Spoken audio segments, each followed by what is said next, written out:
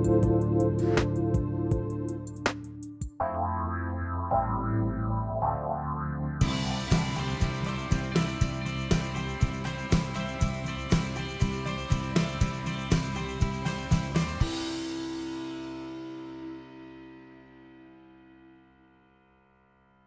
everybody. Welcome to the Cornelia Stephanie Show. My name is Dana Terrio, and I'm so happy to assume the role of host today with my favorite lady boss, Cornelia Stephanie.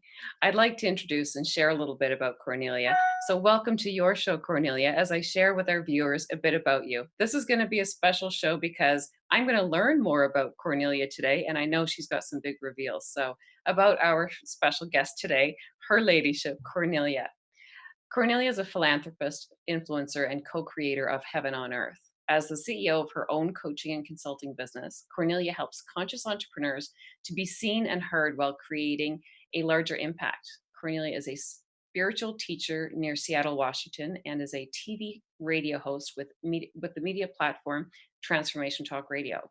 She helps people claim and reclaim their personal power so they can become the authority in all areas of their lives. Cornelia teaches us to embrace our humanity, offering simple, practical tools on how to live, how to deal with our lives using the power of our emotions, loving the self whole. With her passionate and fun nature, Cornelia teaches people in her retreats and her private sessions and her online membership how to integrate practical spirituality into everyday living. Cornelia helps people become emotionally healthy with great results. She mentors people into their empowerment, which makes a huge difference in their lives and in turn uplifts others and their families and communities and in changing the world. People experience profound, massive shifts, leaving the past behind, moving forward, navigating the new energies with passion, purpose, and confidence. Inspiring self healing, unconditional loving, self leadership, self empowerment, and returning to the basics of co creating the new earth in harmony with nature. That's just a regular day in the life of Cornelia Stephanie. So I welcome you to your show, my love. Welcome, Cornelia. Oh, thank you, Dana. What a wonderful place to sit and to be introduced on this show by you. So it's an honor and a pleasure because we host a show together, Lady Boss, and where you and I co-host together. And today you are interviewing me on this platform, on this show. And I'm so glad that you said yes to it. Thank you. Thanks, Cornelia. I'm so grateful that you asked me to do it because you're a busy lady doing so many shows and programs, and I'm grateful that you asked me to do it. It's fun. And you are such a lady of many words. I really want to share something that you wrote. These are Cornelia's words, so allow me please to share. I just think they're beautiful. So here we go. When life becomes our most important guru or teacher and also our lover, we begin to be in love with life again. Going out on a limb will pay off big time are the actions of the new human. Just by saying yes and being willing to make love with all of life again, even after all the errors of the past, we know that that was then and this is now. The new human is you becoming your true self. And I like to add with a capital T. The new human is fully conscious, awake in the truth of who they are, realizing that they have been there all along and fully content being who they are. The new human is a template of the new earth, vibrating unconditional love and living in harmony with nature. The new human has superpowers and is willing to use them. All the limitations of the past have been transcended into wholeness. The new human knows how to process fear and doubt and knows that it isn't real. The new human is self realized. There is no separation from God or source. And being living gods in form is our new humanity. We experience agape love when our primary relationship is with the source of life. I hear you speak so much of the new humanity and how you champion our sovereignty. Cornelia, what can you tell us? I mean, there's so much, and I'm excited to learn more about you, more than the media mogul that we know. Can you tell us, as a respected evolutionary, in your own words, because I shared some beautiful spoken and written words, but tell us more about that, what it is to be the new human. Well, it's pretty much everything that you were reading there. It's about really, transcending our limitations from the past, the fears and the doubts. The new human is authentic, is true to their divine nature, and is in realization that there is no separation from source, there is no separation from God, and that we are one. And that we are one in the image and the likeness of the one. So the new human is the willingness to be the representation of that truth, the authentic truth, because really it's up to each individual to decide what where they are in their evolution. And right now there's so many people that are awakening, that are remembering who they are, and that are on the path of self-realization, so that we can now live in harmony with nature instead of not. All the cycles of time that we've lived on this planet is we have been living everything that we're not. And we're beginning a brand new cycle. The new human is remembering and living everything that we are. And, as the intro first played when we first opened the show, Living Heaven on Earth, that is this time period now in our evolution, bringing heaven to earth, living heaven on earth, being co creators of heaven on earth. And so, what does that mean? Heaven for each person to look within themselves and ask themselves, what does heaven on earth mean to you? For me, it means bringing the highest form of consciousness, heavenly consciousness, onto the earth, which the earth already exists, throughout our everyday now moments. And so that heaven isn't a separate experience, but it is a lived experience, a conscious experience. And the new human practices that every day in their everyday life. So that does that does that answer your question? It does. And listening to you, it makes me think of Gary Zukav talking about your language is new human. And with him, I think of multisensory, someone Mm. that there's more. It's not just the guy in the sky and not the separateness, but it's all within. And it brings to the other question of why now? What is it with 2020? Because up until now, everything that is opposite of what you share has been the contrast. So that's the beauty of it. We get to see what doesn't work. So really, what is it about this time right now? What is it is it lining with the stars? How come this is coming to the forefront now in 2020? Well, it's not just in 2020. I mean, this has been unfolding for quite a while. It's just that the level of intensity is really amping up, and so many people that have really been doing that inner work, Gary Zukav, all the people that we've had on the show, so many people that are awakening to the truth of who they are. What's happening now is that we can't go back. We're too awake, and we realize that we don't need to live in dis-ease. Right. We don't need to live there. We don't need to decay our physical bodies. We don't need to do the things that we have been doing. And our physical body is the vessel. It's the vessel that spirit lives through, that spirit, gets expressed through.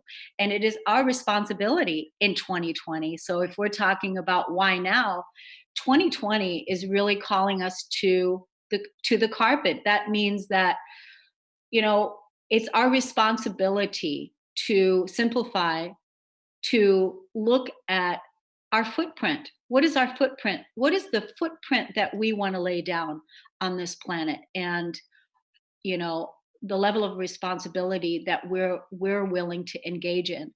2020 is a year of personal self-mastery. So all those people that have really been working on themselves on the path to self-realization, on the path to discovering their own authority, to live with the consciousness of governing themselves. within themselves, to know who their governor is within, and to, bring that level of love, bring that level of light, bring that level of consciousness to the community, because we've done that inner work. And so now, that is what the new human is about. That is because we are so capable of so much. And now is the time for us to bring our greatest self out, to live our higher self, to, be embodied in our higher self. And that's why one of my cheers, one of my champions, is to champion humanity's sovereignty, right? Is really to move into being sovereign, not free. I mean, not enslaved, not enslaved. The question comes, the question to ask is, what has enslaved you? What has enslaved you, and what are you tired of, that's not giving you the ultimate freedom, the freedom that you came here to live? That's right. And it's 2020 onward. It's not just this year, just because it's a new turn of decade. This is like the new way going forward. And we've had so many discussions before. I know we both follow Marianne Williamson. It just makes me think that she says, and the scope of our show is all about handle the lump, heal your life, about cancer. And I think of her talking about dis-ease on the planet, in the world. It's a malignancy in consciousness, that everything happens twice. It happens first in our thoughts before it forms into the form of matter. So it just, everything you're saying makes me think of her work and the governance piece. It's so important. A little fun fact, a girlfriend of mine, she is a wonderful mother, and she tells her little fella, she tells her little guy, who is the government of, I'll say Mickey Mouse. I won't say his name. Who is the government? Because she's teaching this little guy at a young age that he can self-govern. He can govern himself. Self-regulation in school, all the stuff everyone's talking about. And it's so important to learn for the little generations, the next generation. And it's true. It's possible. We think the power is out there, but really it's within. It's the self-governance. And I like that, how that's your mission. Yeah, and I love that she is mirroring that, teaching that to this little guy, when really the children of today, you have a young daughter, the children of today, they are demanding the truth. And the truth is exactly that. It's the same like when the Dalai Lama first came to the West. He was astonished when he found out that there is an epidemic in America where people are suffering from low self-esteem. Where in Tibet, the children of Tibet, they don't have that same experience, simply because they are raised in a high self-worth from the time that they're children. And so here we are in the United States, not just in the United States, but here we are with the core wound of not feeling good enough, not feeling worthy. And when we really look at what that core wound is all about, feeling not good enough, feeling not worthy, and making choices and decisions on that core wound, when we're not conscious, then we're not being our true self. Because the truth is that each person is worthy. Each person is deserving of respect. Each person is deserving of honor. But only we ourselves can deem ourselves worthy or not worthy. And when we're making choices and decisions of, I'm not feeling good enough, they're not treating me with respect, I didn't get that job, they're disrespecting me, pointing the finger out instead of transcending the energy and realizing, I'm letting the old human die away so that I can give birth to the truth of I am worthy. It's the core wounding. So there's so much low self-esteem that so many people are acting out every single day, which is not the truth. Yeah, it really is, not to sound so discouraging and Debbie Downer, but it's a problem. It's a real it's an epidemic. It's really what's happening in the schools. It's really, I mean, I've got a little one, so I know what's happening for boys and girls. It's scary. So I don't, I'm reluctant to use that language. It's scary, but the potential is there if we don't look at it and deal with it. And it's interesting that here in Tibet, it's not, prosperity is a mindset, really. It's truly not about wealth. It's about ability to be resourceful with the access to resources that you have, because I'm sure that there were so many children that really do have, they do live in lack, and yet they have a richer mindset, a richer cultivation of self-worth and self-concept. Right, and it's actually their mindset, their belief system, how they're being raised is in alignment with the truth. And so because, here in the states, or with the mindset, with what many people suffer from is, if you take away your bank account, and then would you be left with a low self-worth, or would you still be intact with your self-worth? So that's really the place to measure from, because you want to be able to get to the place of having a high self worth that isn't dependent upon your bank account. You want to be able to come from a place of knowing that I am worthy, from a place of, it has nothing to do with the bank account, because you know the source, you know where you are. And that is that inner work. That is that new human. That's what it is that I'm talking about. And this is the work that we have to do. That's why, coming here on these shows, sharing the information that we're sharing, being the role models, being the examples that we are, so that other people, when they can look at and see, where they were or where they are, and what they can aspire to, grow into, move into, realize into, right? It's true. I mean, if we were to measure the net worth as the estimation of self-worth, we know so many miserable, resourceful people that are just knuckling it and buckling it just to get through day to day. So that it's truly not a measure. Now there, you've done so much. I mean, really so much. And I kind of liken you to Louise Hay. Really, you've done it yourself. She was my mentor. She was Marianne Williamson came along first. She was the one when I was, this was back in the day. This was back in 93 when I first was introduced to Marianne Williamson's work, and the book, where I was questioning God and I was questioning life, and I couldn't find my I didn't know where to find the truth. And so I had an experience with the Holy Spirit. I had an experience with the Holy Spirit, through a very dark night of the soul, where I wanted to commit suicide. And it was my one and final time where I said, okay, I can't do this anymore. So through my deep, deep, deep desire to know and feel God, because you talked earlier about the man in the sky. So I ask everybody, what is your belief? What do you believe? I mean, bring it into your consciousness. What do you believe? What is God to you? Is it outside of you?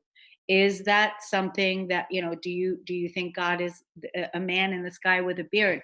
So, these are questions to investigate. Who are you? Who is God? So back then in 93 is when I had my meltdown, because I really wanted out. I I wanted out. I know you had a breakdown to a breakthrough, and before you do share this story, I have a feeling you're going to share it. That I wanted to clarify. We know that Marianne Williamson had A Course in Miracles. So her work is premised on that.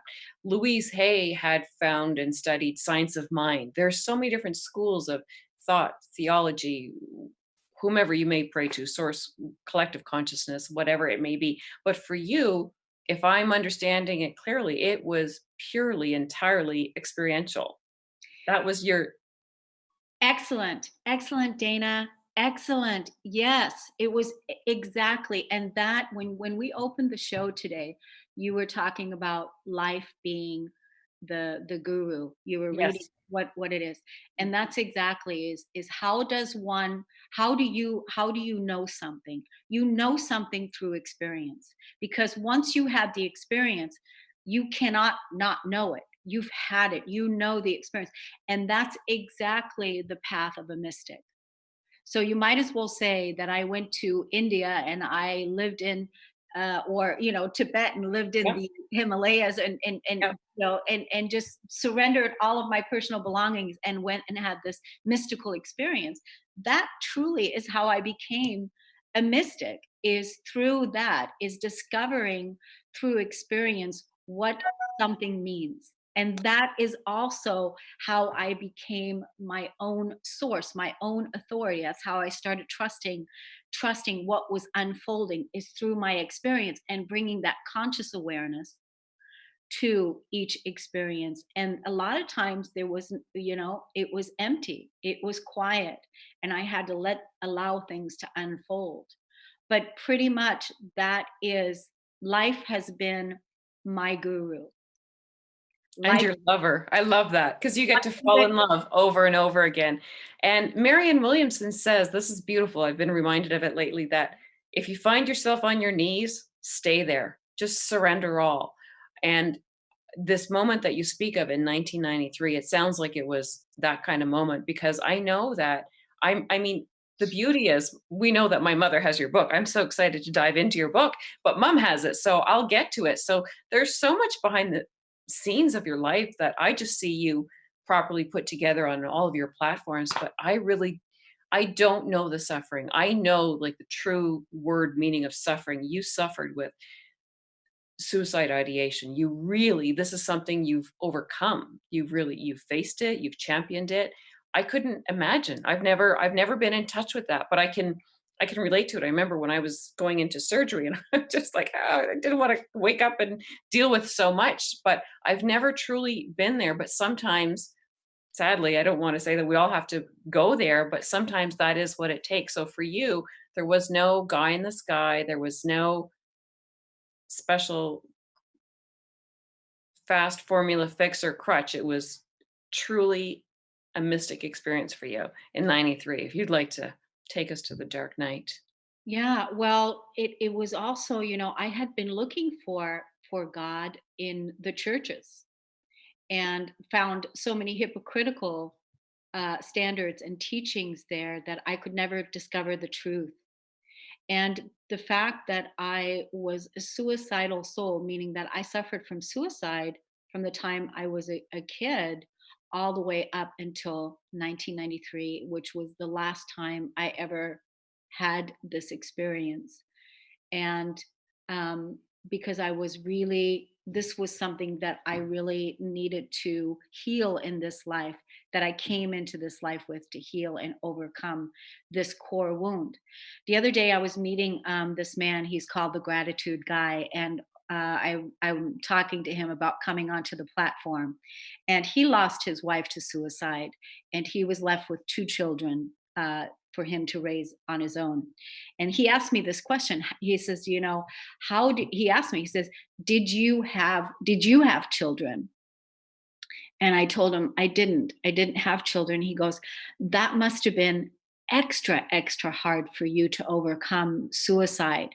Oh, And the reason why, he totally got it.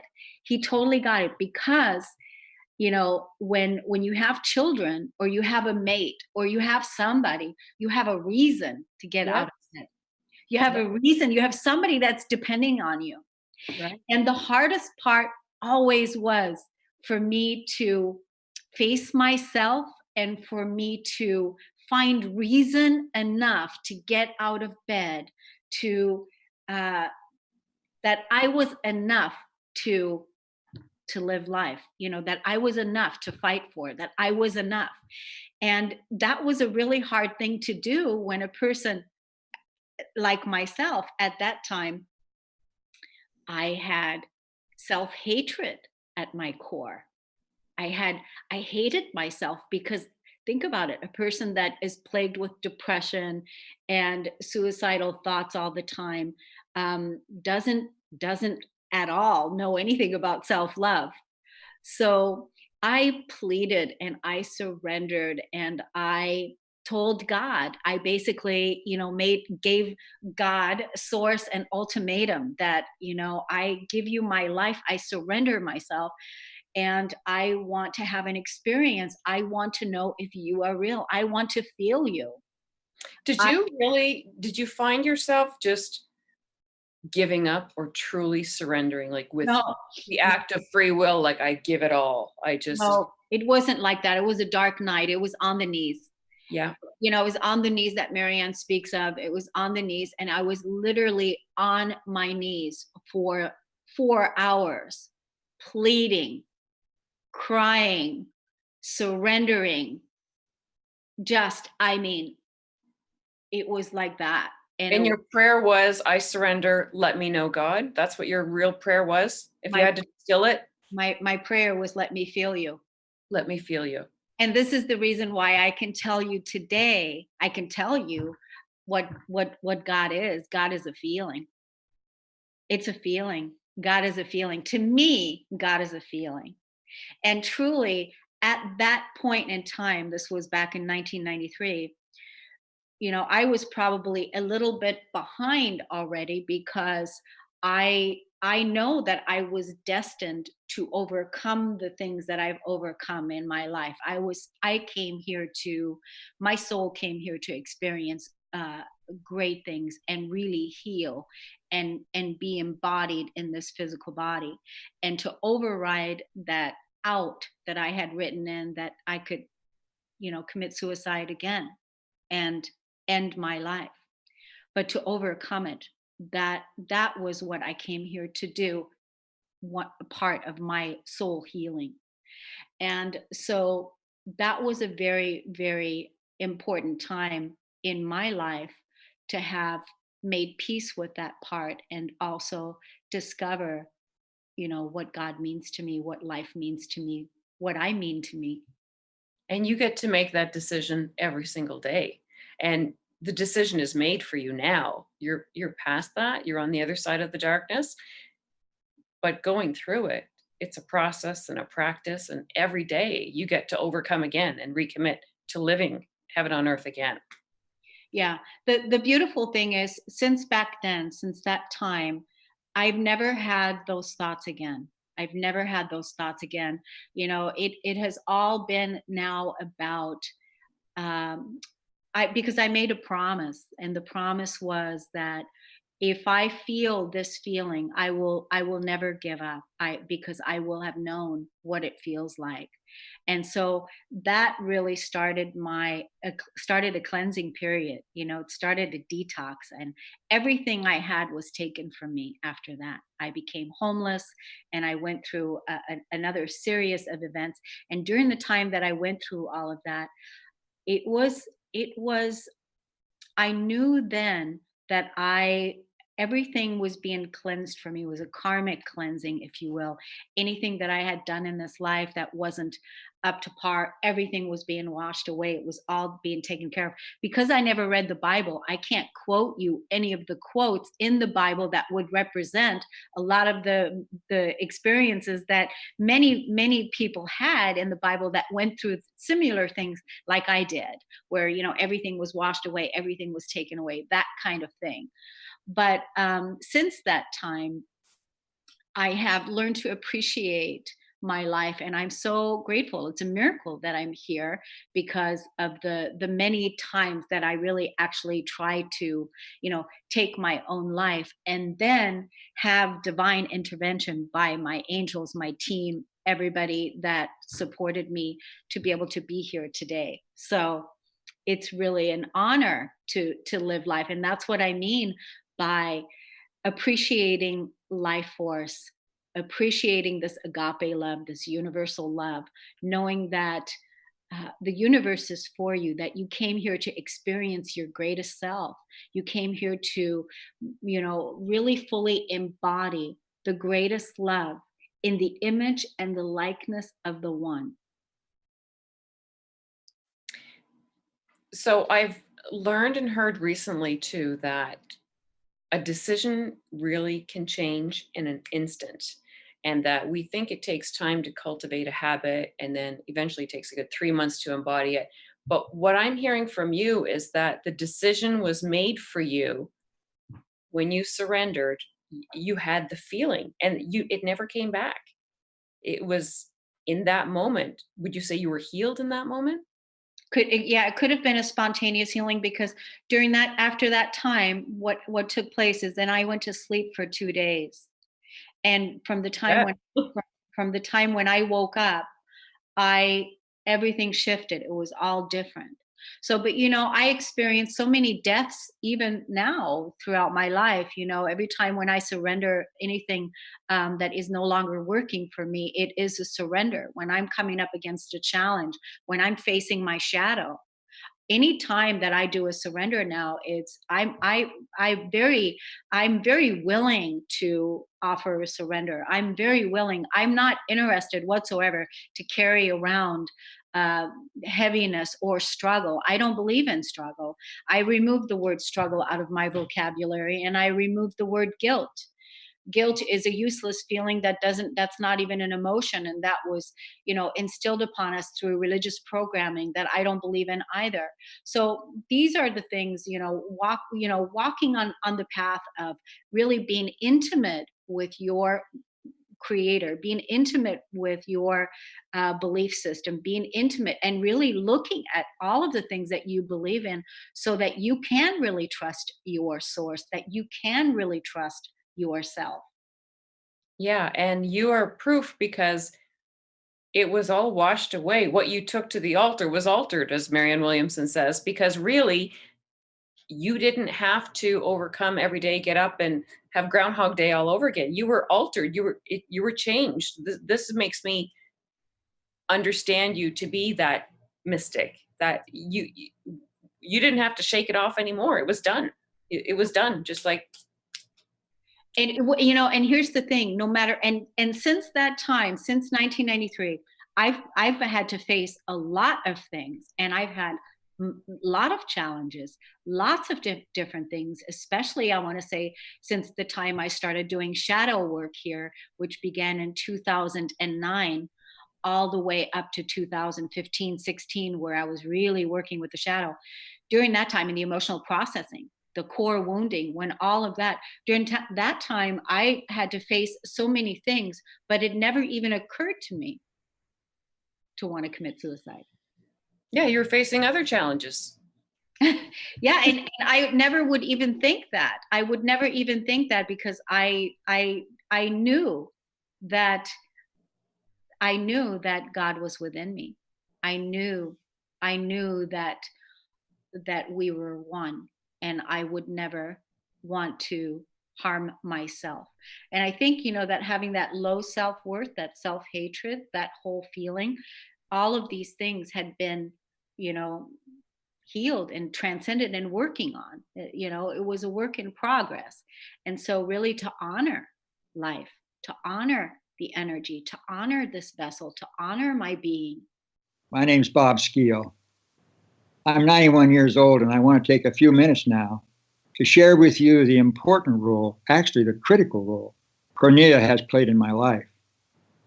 I say critical because I'm not sure I'd be alive at all to the many possibilities that make up our human experience at my age, if not for her. I could have easily become another dead man walking, only half conscious, stumbling through my remaining years, if it hadn't been for Kornelia. 6 years ago, I lost my wife to Alzheimer's. We'd been married for 61 years. I never thought I'd be a widower, but there I was, suddenly lost and alone, but with the good sense to set a working goal for myself. I was going to spend the rest of my life committed to unconditional love, whatever that meant and wherever that took me. A year or so later, Kornelia came along, helping me over several years to focus that unconditional love where it had never been focused before, on me. My whole life, my entire being had been focused on love of neighbor, and I had derived great satisfaction from that. But in the process, I had ignored the second part. I love your neighbor as yourself. Now it was time to direct that love inward. I didn't see that right away, but Kornelia did. And she drew me there. She drew me actually to God. Through many conversations over coffee and after numerous, sometimes tearful, agonizing discussions, Kornelia was able to lead me, kicking and screaming, to within where I needed to be. It was there finally that I was able to re-identify myself. It was in bringing unconditional love to myself that I now saw myself in a new light, a fully conscious, worthy human being, capable of healing, loving, and creating in my own right all these gifts of the evolutionary process. I'm a new man now, younger as I get older. I don't move as fast as I once did, of course, but my smile is quicker and I engage the heart and mind of others more readily. I would likely not be at such a wonderful stage in my life if not for Kornelia. I owe my new life to her, a wonderful friend and a constant source of inspiration. Thank you, Kornelia.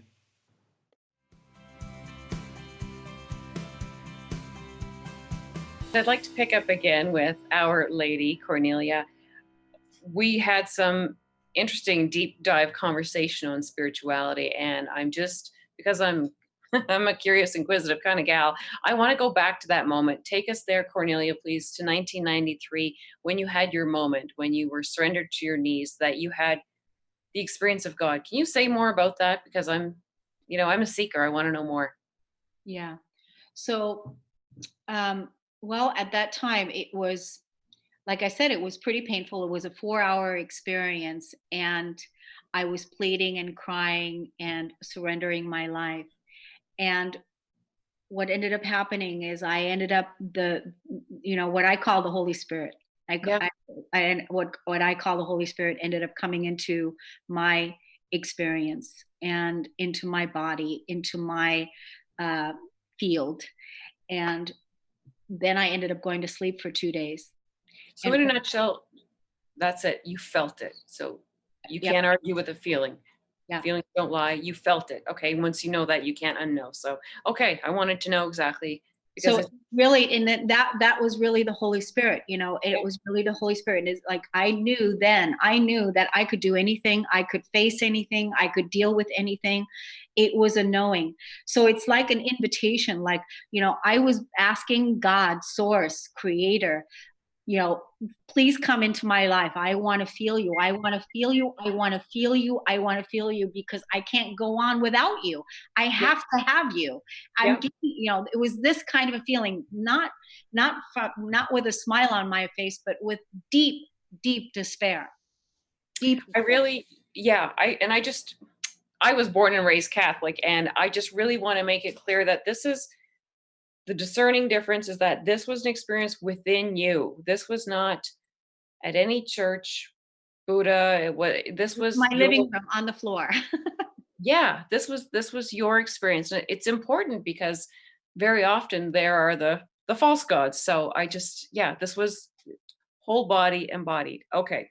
Thank you. And after that, your life was changed. You were healing yourself, you were healed, you continued to do your deep healing because it's a process over time, and then you were lifting others. How did that come to be? What was your modality magic? How did you come to continue to heal and deepen your healing process after that with your emotions? Well, pretty much after that time period, I had to first integrate back into the world, meaning that I wasn't, I hadn't really started working on myself yet. I didn't really begin working on myself then with the deep emotional core wounding until about 2010. And when I had left my corporate job, I had left there to become a motivational speaker, and I wanted to travel the world. So I got a few coaching certifications, and then I was going to go and travel the world and do the motivational speaking thing that I was always wired for. Well, at that point in time, my soul had other had another deeper call that was coming, and that I wanted to know what my own core work was. And it was like, I don't want to stand up there talking about somebody else's stuff. I want my own work.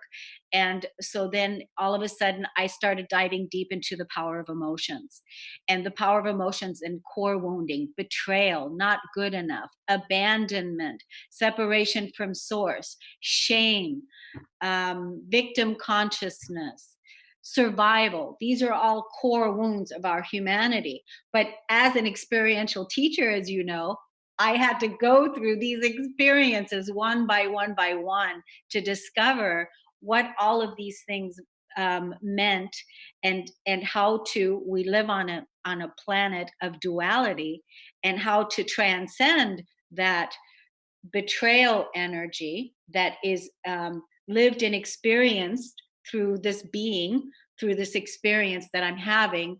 And how can I transcend that now and bring in the opposite of it, which is the truth, which is trust, so that the person, the being that has lived for many, many lifetimes and has been able to tell the story of this person betrayed me, these people betray me, life is a betrayal, I was betrayed by them, I was betrayed by them. This used to be the story, to now living the story of nothing but pure trust, and telling that story. And so then when I started working on that, which takes time, it takes time, because you have Yeah. to have an experience, you have to you have to, do the work, and all of that. And so, and over the last, I want to say, 6 years of clearing these core wounds and transcending that energy and embodying the truth, the people that I work with now, my clients and people that I work with, they have children. I always say to them, your children will never know what betrayal means, because of the work that you're doing on yourself. If you can live from a place of trust, eh, from a place of pure trust, and knowing that you have trust in life, in the universe, in God, trusting in yourself. And even if, no matter what experiences come about, or no matter what you have, that you bring that full trust, instead of having a consciousness or an emotional core wound that is still active, waiting for healing from you, so that it can be transcended and cleared, that it's not coming from a place of betrayal anymore. The same way that the Christ would not come from a place of betrayal. Everything I'm hearing you say, it resonates for me as a mom of a little one. And it's true. It's trust that everything is happening for you and not to you. That's the big capital T of trust, because the reality is the human condition, the human experience, we all will. There, no one gets out. Brene Brown says shame is a human experience. It's how resilient we are. Betrayal, we all will be. We're human, and we will let others down. People will let us down. But there's a difference in how we choose to react, and it's always a choice. So, what would you say? Because there were legitimate betrayals. There were the big capital betrayals, and then there were just the minor ones. But really, it's a shift in consciousness. How do we shift from that victim consciousness, and what's the opposite of that? How do we change that construct and the self-talk of victim? Well, let me just first say that Brene Brown says that shame is, what did she say? What did you say she said? What is shame? She says everybody experiences it, just like you say guilt is, and the Catholics are good at guilt. Guilt is a wasted emotion. It's the gift that you can give back. But Brene Brown says that everybody experiences shame. It's inescapable. It's So then, shame is a core wound. It's a yeah. core wound. And so what's the opposite of shame? So if I was to ask you, if you were to just sit down with me and I would ask you, what would you think would be the opposite of shame? Because we're talking about duality. And Yeah. then maybe we could agree that the opposite of shame is shine. No. So that the places where you have felt ashamed of claiming your power, where you have felt ashamed of shining, where you have felt ashamed of being your beautiful self, that that energy is now transcended, and you've transcended it with your consciousness, knowing that that you are releasing this core wound and you're letting that go through your experiences and your consciousness, and that you are now committed and dedicated to living the opposite, the new human, and that is to shine.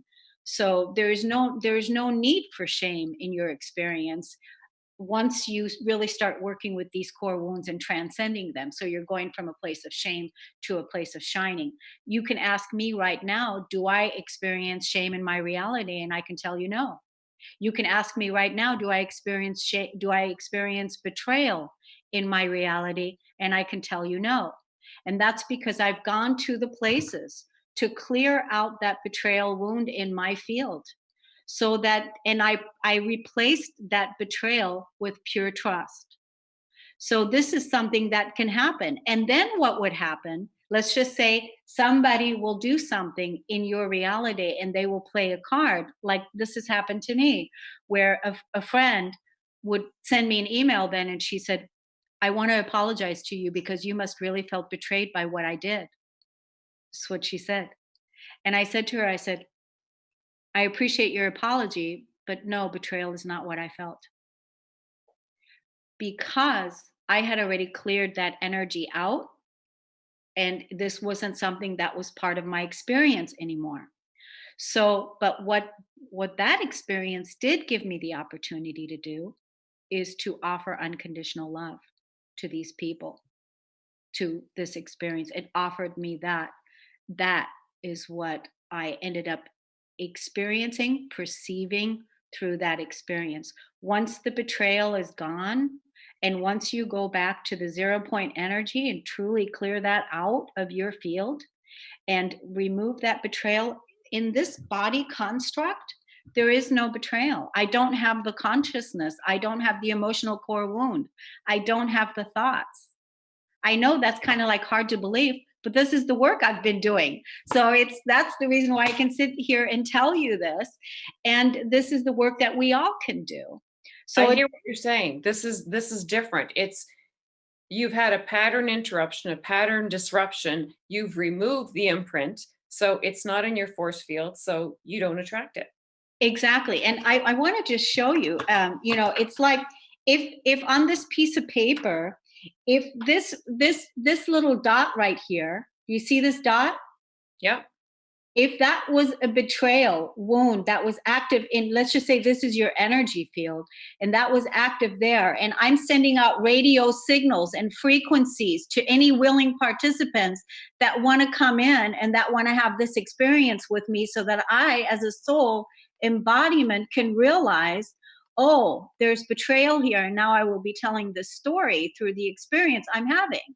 Well, once I had this realization that this is how this works, once I cleared this out and I replaced this dot with trust, and now I'm emitting this frequency, trust, trust, trust, trust, trust, putting that out, calling in, magnetizing, me being the magnet, magnetizing more and more of those experiences and people into my life that want to have this. Just like last year, I met this woman and she says, I don't know if I can trust you. I don't know if I can trust you. We were getting ready to do business together, and she was getting ready to write me a check. So she said, I don't know if I can trust you. And I said, the fact that I showed up in your reality is a really good sign for you, because it's a really good sign for you, because it's really not me you can't trust. It's yourself. You don't feel like you can trust because you're afraid I'm going to betray you. When really, in the end, what's going to end up happening is you're going to end up betraying yourself, because it's not going to be me, because I'm going to shine that light so bright and show up for you like nobody's ever showed up for you before. And you're going to, this is what, and it's exactly what happened. Exactly that. She ended up sabotaging and betraying the experience. It wasn't me. So this is what I'm talking about. And when you, like, if you were to ask Joe Dispenza, if you were to ask him about this kind of a situation of what I'm talking about, I've just developed my own system. I've just developed my own way, and I trust in this life. I trust in myself. I trust in the universe, and I build relationships like that. I build trusting relationships with people that are ready to play in that field and co-create this new world together. That's what Well, I applaud you for creating your own system because I know you went through all the, you know, credential getting and getting certified and everything and wonderful credentials you do have, and you're just called to do your own. I know we're coming to the top and I don't want to miss it. A couple of things I want to ask you because you've overcome so much and continue to face so much. And now that you're playing in a big way, you're going to have bigger challenges come up just with the world and all the yeah. different wild frequencies happening. In everything to date, what has been your most daunting challenge? My most daunting challenge has been to embody my soul source embodiment, to embody that energy, that consciousness into my physical body and my realization, and also to face my own shadow. That Would you has that has been my daunting challenge, because in the end, when facing the shadow, it's just you and source. It's just you and God, and you and God are bringing that energy into that present moment. And so, whatever you're experiencing, whatever challenge you're experiencing, whatever pain, whatever separation, whatever you're going through, whatever pain, despair, that has been the most. And in the shadow, that's where the gold is. That's where God is. That's where love is. That's where light is. I want to add one more thing. And that is, in order to be your own true authority, one of my favorite quotes by Buddha is, do not believe anything because it is said by an outside authority, or it's said to come from angels or from gods or from an inspired source like myself. Believe it only if you have explored it within your own heart, within your own mind, and within your own body and found it to be true. That's powerful. And that is that that sounds like a true evolutionary because there's no middle man, middle person. It's just direct source. And that's the source of all suffering, the separation from source. So it's all anything outside of love is an illusion. And what you're saying, one might think the suicide ideation would have been the biggest thing to overcome in Trump, but you're saying that's not what you said. Your answer was that it was facing the shadow and embodying, integrating all that is the big truth. Yes, So that's the truth of it. That was just the symptom. The because suicide. the suicide would have been an easy way out. It would have been. I don't want to say easy because I know how painful it is, but it would have been. It would have been a way out. It would have been me acting on my emotion and killing myself. So we have 1 minute, Dana. So thank you so much. Is there, well, thank you. Is there anything else you want to say about being the authority? Because it's, you know, we, we get to write and rewrite and restory everything. Yeah, and I just want to say, discover your own journey, tap into your own intuition and know yourself, do that inner work and investigate what's true for you. That's the number one. And claim your power as an empowered creator, the amazing, beautiful, unique essence that is you. That's what I want to say. Thank you, everybody. Thank you. If we have time for anything else, I would say any last words you want to say, your tombstone, we're done. Be your best self. Be your best self, like Yeah. your t-shirt. Okay. Thank you, everybody. Hi, my name is Janet Hickox, and I want to tell you a little story about a story and how my friend Kornelia Stephanie helped me through to the other end of that story. I have gone from the dark of a story I was telling myself that wasn't true to the light of optimism to see my way out of where I was and to where I want to go. And it all started with her scheduling a session for me to help me reclaim my money or my financial empowerment.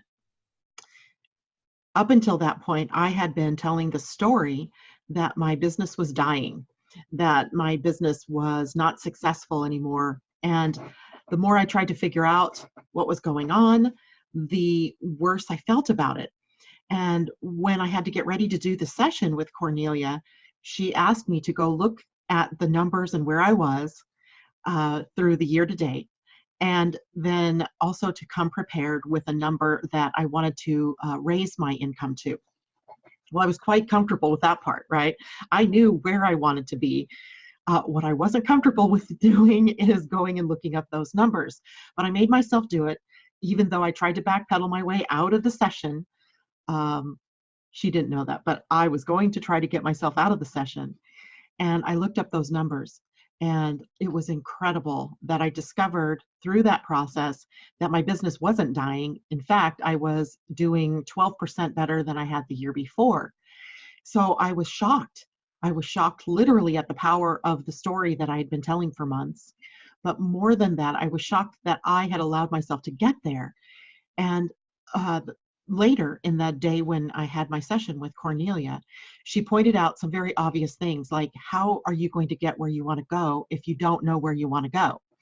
How are you going to get there if you don't have the goals written out, if you don't have it set up so that you know where you are and where you're going to go? Totally makes sense, right? I had been in business, somebody else's business, as a sales manager for years, and I was a national sales manager. I had awards for sales management. I had business awards because of numbers. And yet when it came to doing my own business, I totally forgot all that I'd ever learned. So by the time Kornelia, working with me in just one session, got me to look deeper at the numbers and where did I want to go, and actually, claiming where I wanted to go, I was filled with a sense of optimism and hope like you can't believe. It was like everything shifted for me. And I am so looking forward to our continued sessions to see how far I can really push myself to get where I've only dreamed of being, where I've never taken the dream and actually brought it into concrete existence. So thank you, Kornelia, for the work that you're doing out there. I appreciate it, and I can't wait to see where I go from here.